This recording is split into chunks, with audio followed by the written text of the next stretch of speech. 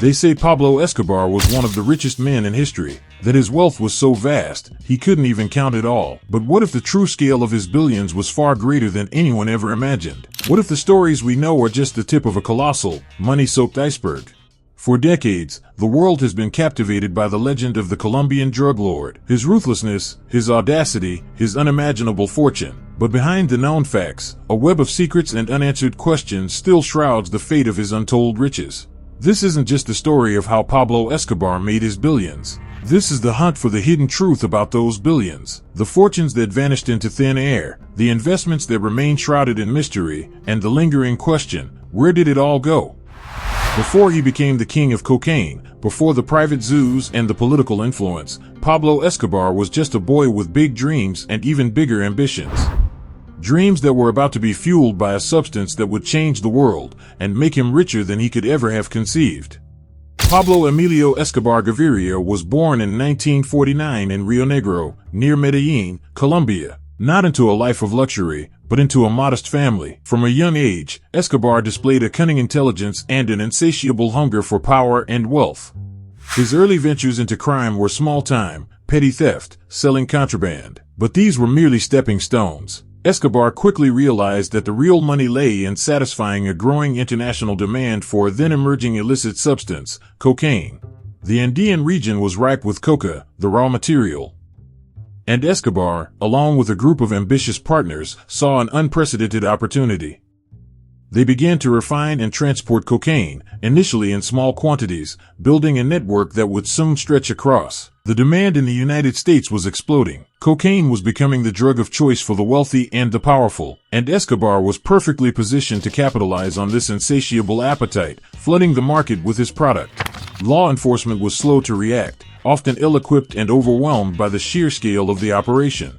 This allowed Escobar and his Medellín Cartel to grow exponentially, their profits doubling, then tripling, then becoming almost incomprehensible. But it wasn't just about filling a market need. Escobar's rise was fueled by a ruthless ambition and a willingness to use extreme violence to eliminate any competition. He understood that in this business, fear was often more valuable than money itself. What key strategic moves allowed him to outmaneuver his rivals and establish his undisputed dominance? The early days of the cocaine trade were a brutal free-for-all. Various groups vied for control of production and distribution. Escobar, however, was a master strategist, forming alliances when necessary and ruthlessly eliminating opponents when they stood in his way. He understood the power of consolidation, absorbing smaller operations and forging powerful partnerships. He built a sophisticated network of producers, smugglers, and distributors, ensuring a constant flow of cocaine and an ever-increasing stream of cash. Soon, Escobar's reach extended far beyond Colombia. His cocaine was flooding the United States, Europe, and beyond. He controlled every stage of the operation, from the coca fields to the final sale on the streets. The money poured in at an unprecedented rate, so much so that the cartel reportedly spent thousands of dollars a month just on rubber bands to hold the stacks of cash together. Stories abound of the logistical nightmares of handling such vast wealth. Legend has it that Escobar had so much cash, he stored it in warehouses, fields, and even buried it underground. Some stories claim that rats ate millions of dollars,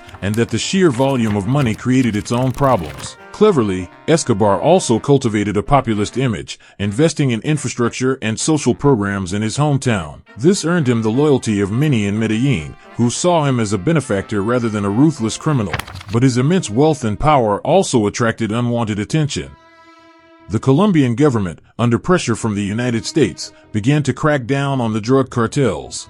Escobar responded with a campaign of terror, assassinating police officers, judges, and politicians who dared to oppose him. He made it clear that his power was absolute and that anyone who challenged him would pay the ultimate price. How did this brutal defiance ultimately impact the fate of his billions?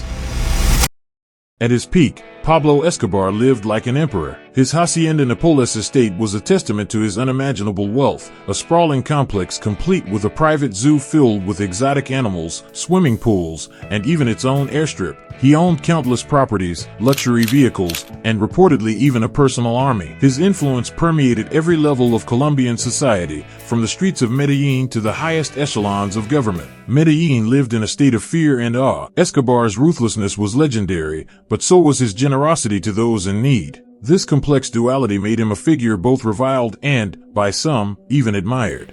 The Medellín Cartel was responsible for an estimated 80% of the cocaine smuggled into the United States. Their operations were sophisticated and their reach was seemingly limitless. They were a law unto themselves. The Colombian government struggled to contain Escobar's power. Corruption was rampant, and anyone who stood against him risked their lives and the lives of their families. He had effectively declared war on the state. The violence escalated dramatically, with bombings, kidnappings, and assassinations becoming commonplace. Escobar's grip on power seemed unbreakable. But the question remains, what was the true volume of Escobar's wealth at its peak? Estimates range from tens to hundreds of billions of dollars. And with that much money, where did it all go? How much was truly accounted for, and how much vanished without a trace? Some believe vast fortunes remain hidden, buried in secret locations across Colombia, waiting to be discovered. Others suspect complex offshore accounts and investments that have never been uncovered. What events would ultimately lead to the unraveling of this immense financial empire?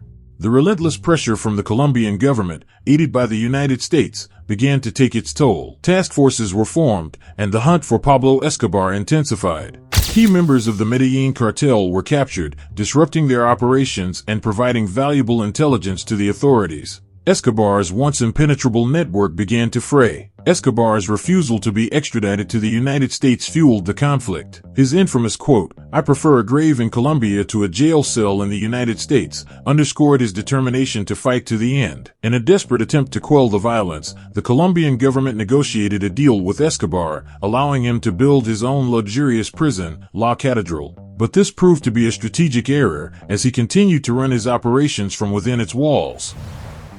When the government finally tried to reassert control, Escobar simply walked out, further emboldening him but also intensifying the hunt. He was now a fugitive, on the run, and his power was waning. The elite search bloc, a dedicated police unit, relentlessly pursued Escobar. His days of living like a king were over, replaced by a life in hiding, constantly looking over his shoulder. On December 2nd, 1993, after years on the run, Pablo Escobar was finally tracked down and killed in a shootout in Medellín. His reign of terror was over, but what became of the vast fortune he amassed? Did it all disappear with him? Today, the legend of Pablo Escobar persists. His story has been told and retold in countless books, films, and television series. Medellín has moved on, but the scars of his reign remain, and the question of his billions continues to fascinate. Occasionally, rumors surface of hidden caches of cash being found, but the vast majority of his fortune remains unaccounted for. Did it fuel other criminal enterprises? Is it still buried somewhere in the Colombian countryside? The hidden truth about Escobar's billions may never be fully uncovered. It remains a tantalizing mystery, a testament to the scale of his ambition and the enduring enigma of a man who amassed unimaginable wealth and left behind a legacy shrouded in both infamy and unanswered questions.